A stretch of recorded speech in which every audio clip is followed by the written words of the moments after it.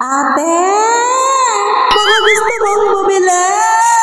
Napaka-cute nga nitong aking kabayo. Kung sa kering-keri mo itong bitbitin ay magaan din naman yung presyo. Foldable din ang mga paa nito kung nakikita mo at uy, eto yung pagpapatungan mo ng plancha mo. Manipis yung kanyang balot pero malambot. Pwede mo yung labhan. Siyempre, meron din siyang kasamang maliit na kabayo din naman. Para ito sa mga manggas at maliliit na baro-baruan. Pareho silang may tali dito para ang kanyang balot ay inyong mahihigpitan. Itong bakal na ito ay adjustable din kung saan dito natin ipapatong yung mga plancha natin. At kapag ito naman ay iyong liligpitin, isasalpak mo lang siya dito ng ganito. Napakasimple niya lang at pwedeng-pwede mo na siyang ibitin.